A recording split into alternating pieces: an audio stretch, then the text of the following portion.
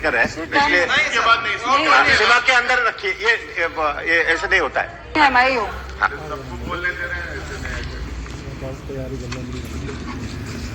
सभापति जी मेरा भाषण ही रोक दिया।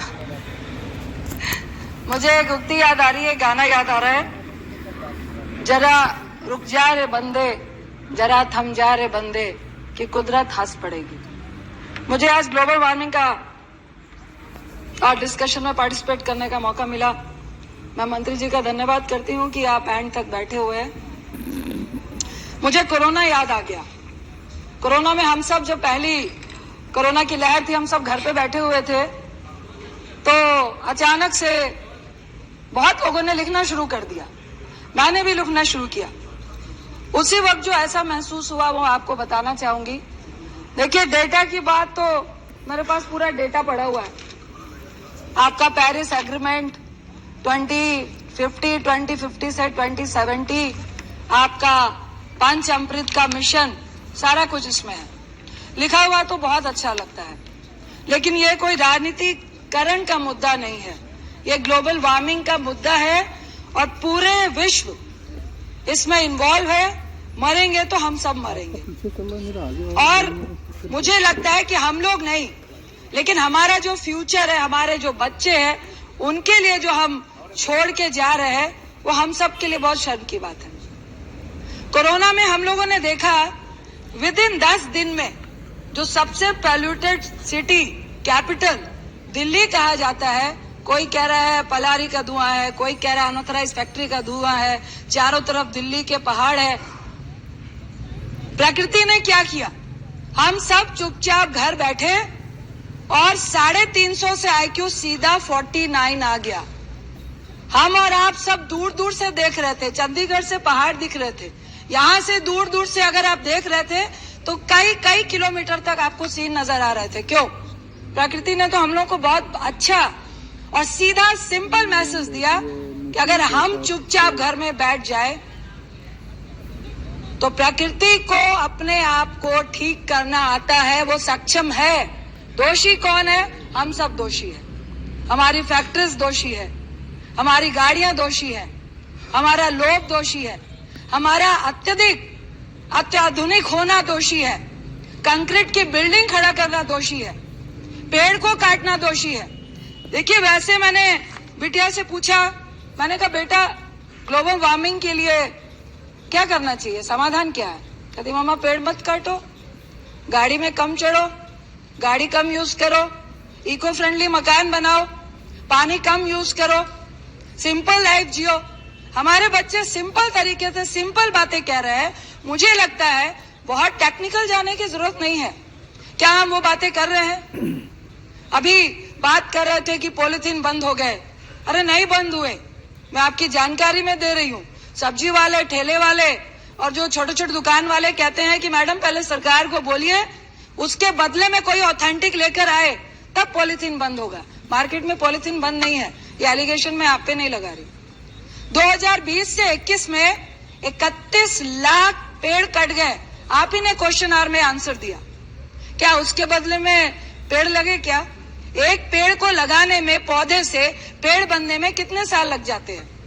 अगर देवदार को शुरू करें तो 50 साल, 100 साल। आम के पेड़ को शुरू करें तो बड़े होते, फल देने में भी 4 साल उसको भी लग जाते हैं। अभी हमारे भाई साहब मैं अभी नहीं बोलती हूँ, मैंने स्टार्ट ही किया। रामगोपाल जी बिल्कुल सही कह रहे थे कि आज मैंने बहुत बारीकी से देखा है। सर, मुझे पहाड़ों से बहुत प्यार है। उत्तराखंड की बात हो, हिमाचल की बात हो, अरुणाचल की बात हो, जाके दिल रोता है वहां पर। हम लोग ने डेवलपमेंट के नाम पर किसी की भी सरकार हो, फला जगह पे हमारा मंत्री गया, सीएम गया, ये सड़क बना दो, बना दी, ये सड़क बना दो, बना दी। हम एनवायरमेंट के लिए, ग्लोबल वार्मिंग के लिए कभी भी डेवलपमेंट का कंप्रोमाइज नहीं कर रहे, यह सच्चाई है। आप कहेंगे कि पहाड़ी इलाकों में कानून बने हैं, कोई भी बाहरी आदमी आके वहां पर जमीन नहीं ले सकता। आपको भी पता, हम सबको पता है कि इंडिया में, हमारे भारत में जुगाड़ टेक्नोलॉजी है। जुगाड़ टेक्नोलॉजी से आज हिमाचल हो, उत्तराखंड हो, अरुणाचल हो, भरे पड़े हैं लोग। सर अगर आप पूछेगा, मैं आपको एक पहाड़ का नाम दूंगी। दिल्ली वालों ने पूरा पूरा पहाड़ खरीद लिया है और धीरे धीरे वो पहाड़ में पेड़ नहीं, सिर्फ मकान और कंक्रीट नजर आते हैं। कल शिमला में आप चंडीगढ़ से पहाड़ पे स्टार्ट करिए शिमला जाने के लिए। हम लोगों ने डबल लाइन तो कर दी, आपने की, हमने की, शिलान्यास किया, आपने उद्घाटन किया, लेकिन आज मुद्दा ये है कि एक सिंगल लाइन चलती है, आज तक डबल लाइन नहीं चल पाई। आपकी गाड़ी चलती है, आपको डर लगता है कि बारिश होगी, लैंडस्लाइड होगा, किस लिए हम लोगों ने सड़कें बनाई? आप सिर्फ पहाड़ों को खोखला करने का काम कर रहे हैं। हाइड्रो पावर हिमाचल में है, मेरा दिल दुख रहा था जिस तरह से हम लोगों ने हाइड्रो पावर बनाए हैं। आपको, हम में से बहुत लोग गए होंगे सोलर, जो मनाली से 7 किलोमीटर पे है।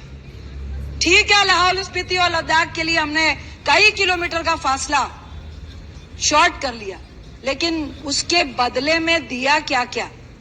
जो व्यक्ति भी उससे पहले गया है वो देख रहा होगा कि हम लोगों को क्या नुकसान हुआ। सर, जो पेड़ों की बात कह रहे थे, ये सच्चाई है और इसमें सरकार क्या एक्शन लेती है? जब भी, जहां पे भी माइनिंग और हाइड्रो पावर के लिए जमीन ली जाती है, 10-10, 20-20 सालों वाले पेड़ों की, लाइफ वाले पेड़ों की जगह बुशेस लगाई जाती है, फोटो दिखाई जाती है कि ये पौधा लगा दिया, ये पौधा लगा दीजिए। मैं दावा करती हूँ कि 80% पौधे भी मर जाते हैं, वहां पे पेड़ क्या 2 साल का पौधा भी नहीं होता। ये क्यों हम अपना इसे खुद कंक्रीट का पूरा पहाड़ खड़ा कर रहे हैं? सर, मैं कुछ पॉइंट देना चाहती हूँ। मैं आपसे सिर्फ ये पूछना चाह रही हूँ कि हम लोग तो बहुत सारे एक्शन की बात कर रहे हैं। प्रधानमंत्री साहब ने 2050 से 2070 का टारगेट लिया, जो पेरिस में एग्रीमेंट हुआ, पंचामृत की बात की, पर होगा कैसे?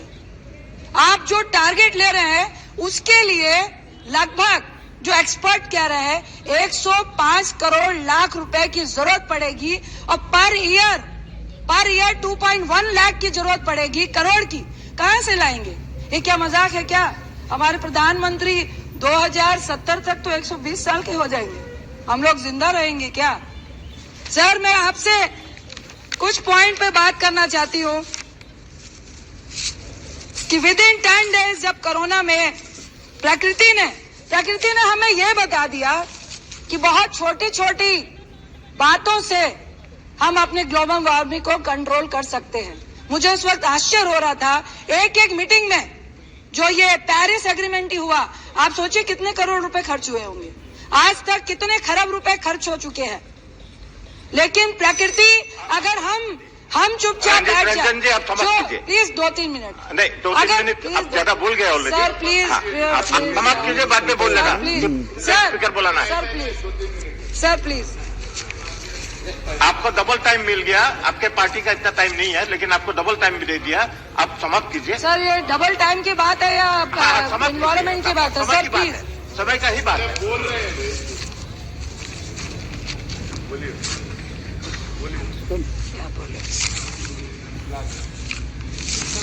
सर, मैं आपसे पूछना चाह रही हूँ, नमामि गंगे की बात हुई, 20,000 करोड़ का टारगेट बना, उसके बाद 30,000 करोड़ का टारगेट बना। क्या गंगा साफ हो गई? क्या हमारी यमुना साफ हो गई? स्वच्छ भारत की हम बात करते हैं, दिल्ली के, अरे भाई नहीं कर रही हूँ पॉलिटिक्स, अरे शांत रहो। दिल्ली के सुनो, दिल्ली के चारों तरफ कूड़ा है। मंत्री जी, मैं आपको कह रही हूँ, राय लीजिए, एक्सपर्ट से राय लीजिए। लेकिन ये टॉम एंड जेरी का गेम खेल के बच्चों के भविष्य को हम लोग को बर्बाद नहीं करना चाहिए। प्लीज सर, 2 मिनट, हमें बच्चों के भविष्य को बर्बाद नहीं करना चाहिए।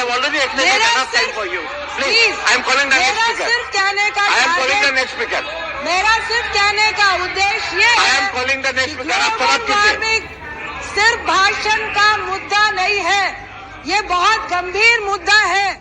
आज दिल्ली चारों तरफ से कूड़े से घिरी हुई है। Thank you. आज जिस तरह का इम्प्लीमेंटेशन चाहिए, एक्शन प्लान चाहिए, वो सिर्फ कागजों से पूरा नहीं होगा।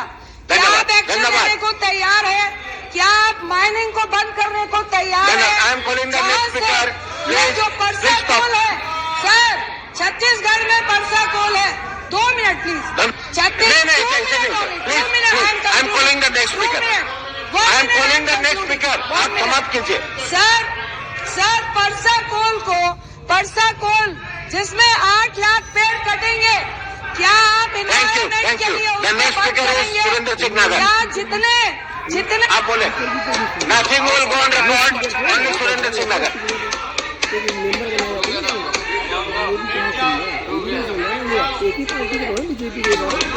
धन्यवाद सभापति जी। आप क्यों बोल रहे हैं nothing will go on record? Record में नहीं जा रहा है, मैंने आज स्पीकर बुला लिया है, वही बोले स्पीच है। ओनली सुरेंद्र सिंह नागर विल गो ऑन रिकॉर्ड। माननीय सभापति जी, आज हम जलवायु परिवर्तन, क्लाइमेट चेंज के दुष्प्रभावों की चर्चा कर रहे हैं।